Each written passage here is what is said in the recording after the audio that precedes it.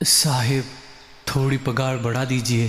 पिताजी का इलाज करवाना है और घर का खर्चा भी चलाना मुश्किल हो रहा पैसे है। मिल रहे हैं ना, वो भी बहुत ज़्यादा है।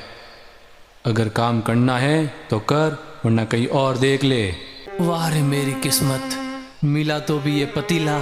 कोई सोना चांदी या कोई खजाना मिलता तो मेरा जीवन सुधर जाता। ये तो जादुई पतीला है। वह उस पतीले को उठाकर अपने साथ घर ले गया और उसने जमींदार के वहां मजदूरी करना भी छोड़ दिया।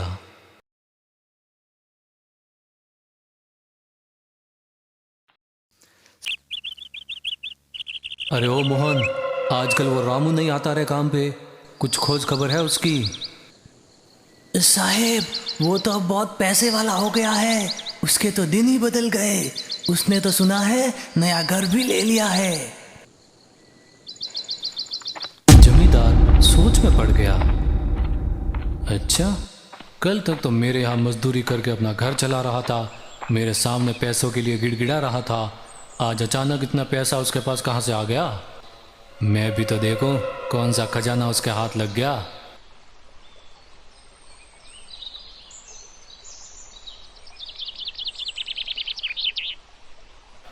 और दूसरे दिन जमींदार रामू के घर गया।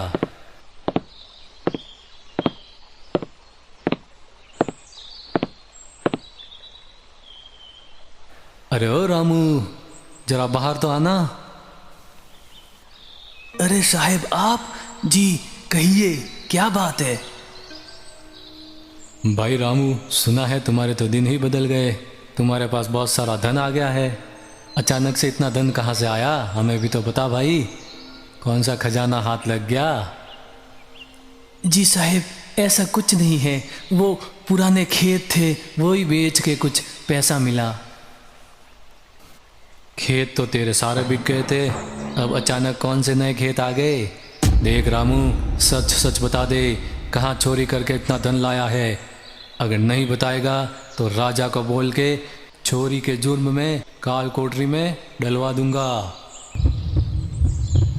जी जी जी साहब, मुझे वो मुझे एक जादुई पतीला मिला था, उसी से मेरे दिन बदल गए। जादुई पतीला? तुमने ये पतीला कहाँ और किसके घर से चुराया? जल्दी जल्दी बता। डरी आवाज़ में रामू बोला, साहेब, ये पतीला मुझे खेत में खुदाई के समय मिला था। मैंने किसी के घर चोरी नहीं की। खेत में खुदाई की बात सुनते ही जमींदार ने कहा, अच्छा, जब यह पतीला मेरे खेत में मिला है तो नियम अनुसार इस पर अधिकार भी मेरा ही हुआ, इसलिए यह पतीला मुझे दे दे। साहेब, मैं आपके हाथ जोड़ता हूँ, इस पतीले को मत लीजिए। लेकिन जमींदार ने उसकी बात नहीं मानी। रामू अंदर गया और वो पतीला लेकर आया और जमींदार के हवाले कर दिया। और जमींदार से अपने घर आ गया। अब जमींदार भी रामू की तरह उसमें सामान डालकर उन्हें बढ़ाना शुरू कर दिया।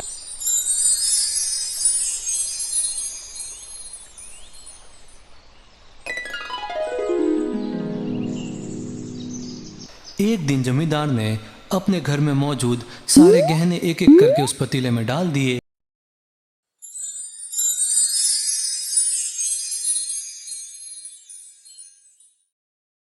और रातों रात बहुत अमीर हो गया। एकदम से जमींदार के अमीर होने की खबर नगर के राजा के पास पहुंची। उस जमींदार को तत्काल मेरे सामने हाजिर किया जाए। राजा का आदेश पाकर सैनिक जमींदार के पास गया। सुनो, राजा ने आपको महल बुलाया है, चलिए मेरे साथ। जमींदार सैनिक के साथ राजा के पास आया।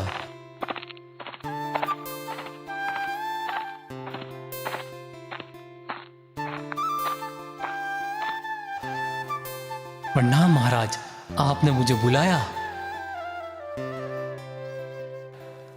हाँ भाई, सुना है तुम्हारे पास कोई खजाना लग गया है, जो रातों रात अमीर हो गए हो। खजाना? महाराज, ऐसी कोई बात नहीं है। ऐसा आपको किसने कहा? देखो, मुझे बेवकूफ़ बनाने की ज़रूरत नहीं है।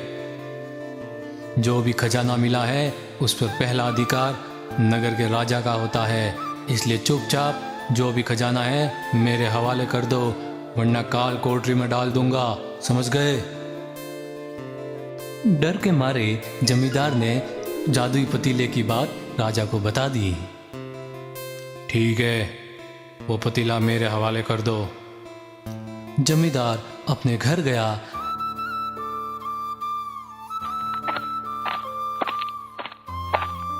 और वहां से पतीला लाकर राजा को दे दिया।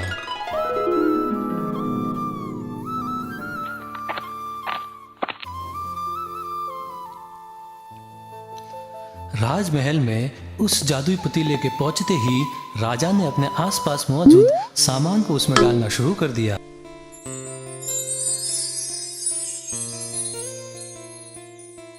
सामान को बढ़ता देखकर राजा दंग रह गया।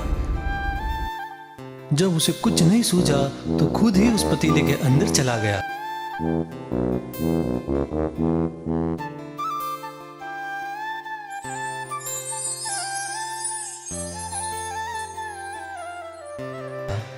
देखते ही देखते उस पतीले से बहुत सारे राजा निकल आए।